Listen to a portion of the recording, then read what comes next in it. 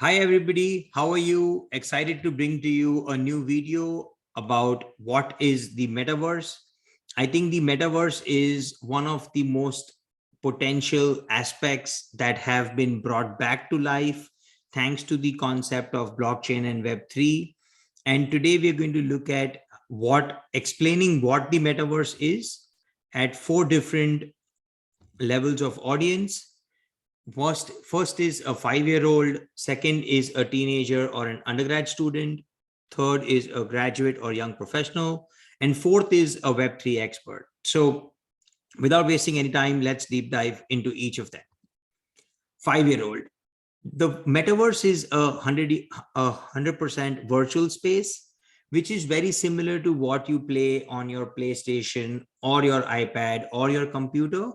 And it is essentially a place where you can go and engage with a virtual digital world.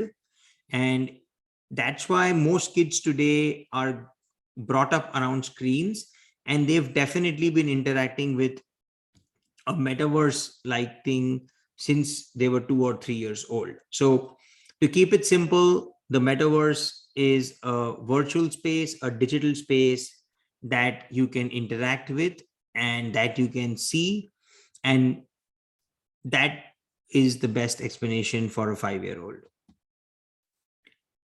Coming to a teenager or an undergrad student, the metaverse is a digital creation that's 100% virtual and you can interact and engage with it.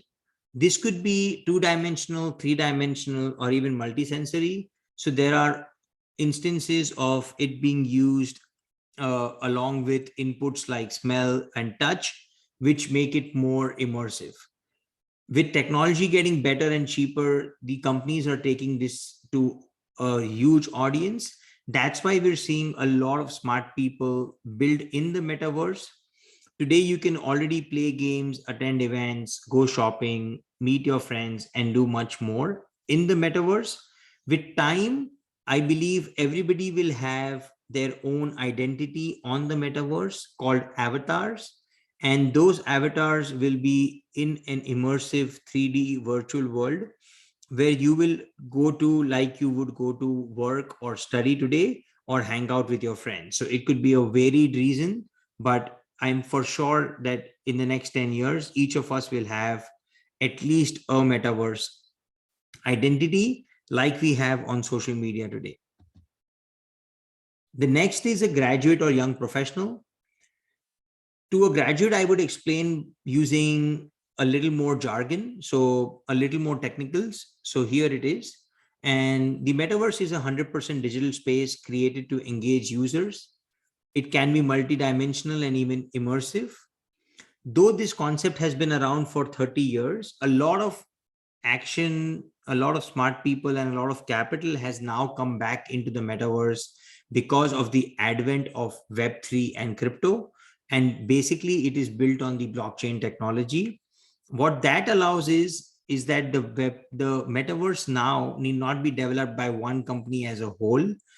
100,000 users can own 100,000 pieces of land, collectively take decisions on the metaverse as a DAO, but individually build on each of their land pieces the way they feel fit and the way they are interested in and what they want to do with that space. So that basically gives a lot of freedom to anybody who's creative, who's talented, and who has a sense of community to go and do something in a virtual space that is not restricted by the typical boundaries of time or geography or availability.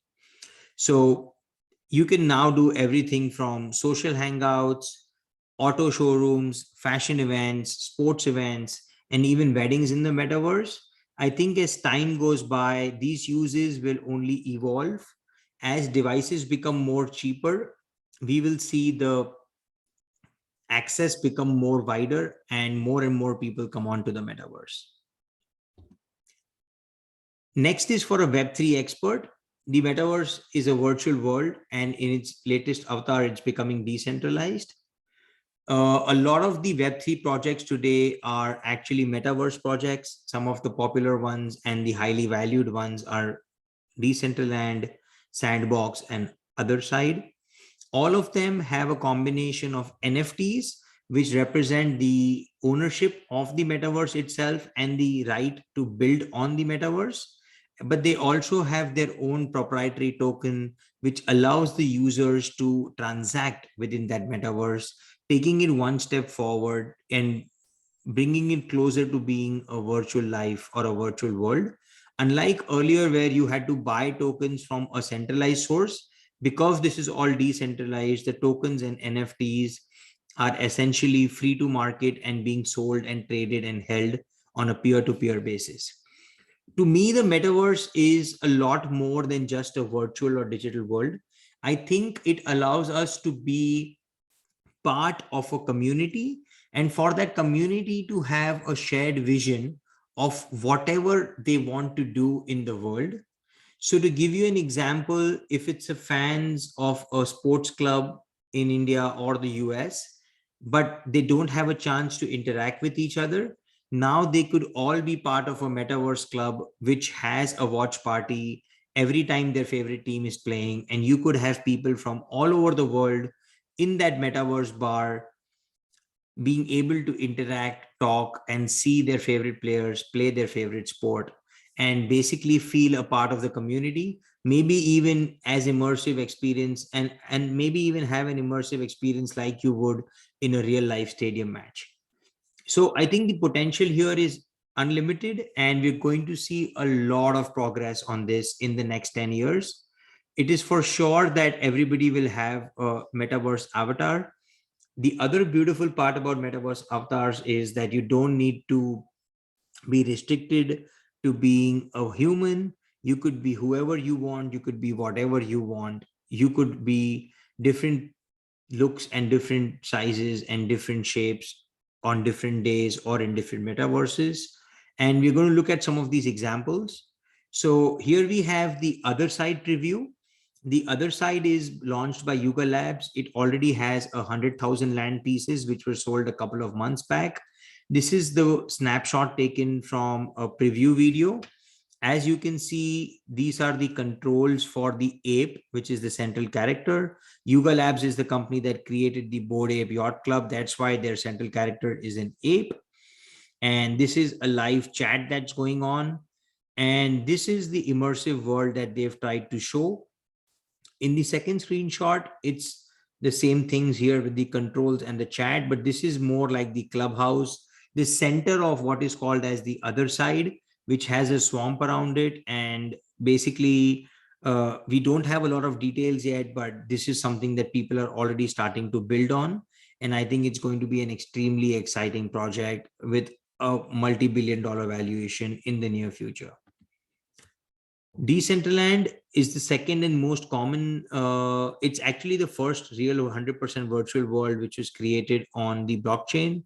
It had 90,000 land pieces. You can go visit Decentraland on this website. This is the central location, or what is called as the town square, which is branded as the Genesis place on Decentraland. This is just a random avatar I created when I went and logged in today because I did not connect my wallet. But you could actually connect your wallet, so you don't need a user ID or a password. As long as you connect your wallet, they know it's the same person, and you get to continue where you left off. As you can see, it's got teleport options like classics, events, and places where most of the crowd is. Otherwise, you could just hang out. At this point, there were not too many people here, but otherwise you can talk to people that are around you. And the next place I went to was this bar like location in the Genesis place. It has a stage, it has a few seating tables. You can see a group of people sitting down over here, a couple of NFT photographs or quote unquote paintings. One other user was using the avatar of a Dogecoin Shiba dog, and I think that's one of the most exciting things about this space, that you could be if you feel like a Shiba dog today, you could be a Shiba dog, or if you feel like alien today, you could be an alien. So these are the things that the metaverse has to offer. Decentraland uses the mana token as the virtual currency, which you can use to transact within the metaverse, and also to decide voting. It also allows you voting rights in their DAO. That's all about the metaverse for today.